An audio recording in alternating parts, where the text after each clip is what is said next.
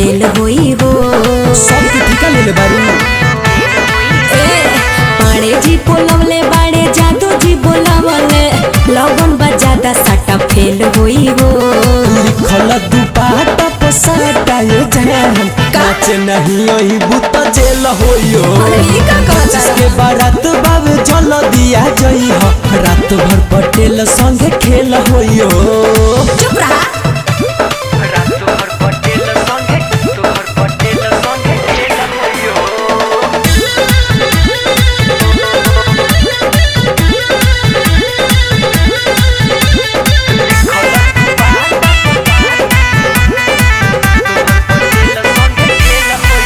जितना चाहबू रानी उतना पैसा मिली। लिख देब धुर धुर जब कम रहिली मैं धन तोहरे बाए पूछ। जितना चाहबू रानी उतना पैसा मिली। लिख देब धुर धुर जब कम रहिली।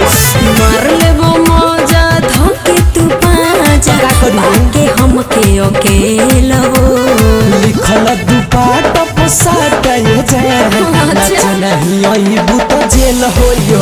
चला हटा। जिसके बारात बावे जल दिया जई हो रात भर पटेल संगे खेल होइयो। तू ही जानत रह।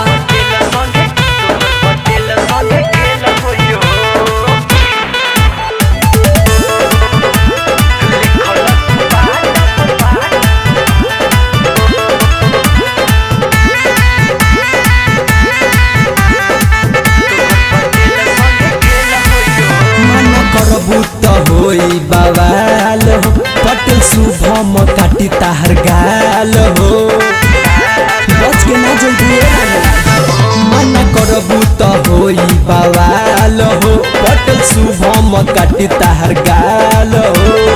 राहुल रसिक सुना होई नहीं सिद्धार्थ से मेल हो। लिखल दुपाटा पसाटा ये जान नाच नहीं आई बुत जेल हो। चला चला काम कर। जिसके बारात बावे जल दिया जई हो रात भर पटेल संगे खेल होइयो। हर लिखल सटावा। अरे अरे सफा थुथुरे हवा।